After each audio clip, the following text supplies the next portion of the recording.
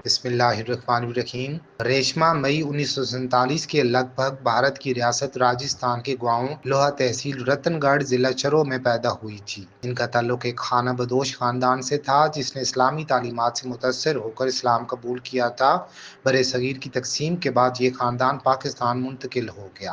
نگری نگری گھوم کر گڑوی بجانے والی ریشما کو عوام سے متعارف کرانے کا سہرا اس شخص کے سر بنتا ہے جس نے مہدی حسن جیسے نابغہ روزگار کو متعارف کروایا تھا، یعنی معروف براڈ کاسٹر سلیم گیلانی، جو ریڈیو پاکستان میں موسیقی کے پروگرام پروڈیوسر تھے اور بعد میں ڈائریکٹر جنرل کے عہدے تک پہنچے۔ سلیم گیلانی نے گڑوی بجانے والی اس خانہ بدوش لڑکی کی آواز کراچی کی ایک گلی میں اتفاقاً سنی تھی۔ لڑکی تو آڈیشن دے کر چلی گئی، لیکن جب اس کی ریکارڈنگ موسیقی کے اصل پارکھوں تک پہنچی تو ہر طرف سے واہ واہ کے نعرے گونجنے لگے۔ اب اس گمشدہ ہیرے کی تلاش شروع ہوئی۔ خانہ بدوشوں کے ہر ڈیرے پر اس کی ڈنڈیا پٹی، لیکن اس گوہر نایاب کا کہیں پتہ نہ چلا۔ 1.5 برس بعد سہون شریف کے میلے پر سلیم گیلانی کو وہ لڑکی ایک بار پھر گڑوی بجاتی نظر آ گئی، لیکن اس بار انہوں نے اس در نایاب کو ہاتھ سے نہ جانے دیا اور اسے فوراً ریڈیو پاکستان کراچی مدعو کر کے اس کی آواز میں نغمے نشر کرنا شروع کر دیے۔ اب ریشما کے لائیو پروگرام نشر ہونے لگے اور ریکارڈ شدہ گانے بھی گلی گلی سنے جانے لگے۔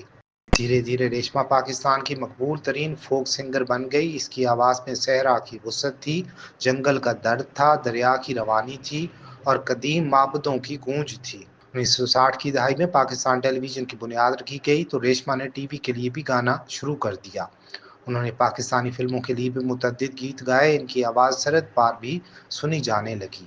ریشما کی آواز کے پرستار دنیا بھر میں موجود ہیں۔ ریشما نے ہر اس ملک کا دورہ کیا جہاں برِ صغیر کے لوگ آباد تھے۔ انہوں نے اردو، سندھی، سرائکی، پنجابی، پشتو، راجستھانی زبان کے علاوہ فارسی، ترکی اور عربی میں بھی کئی بار صوفیانہ کلام پڑھا۔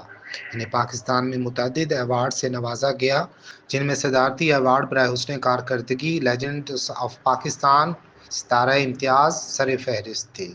3 نومبر 2013 کو لمبی جدائی کی بات کرنے والی ریشما اپنے مداحوں سے ہمیشہ کے لیے جدا ہو گئی۔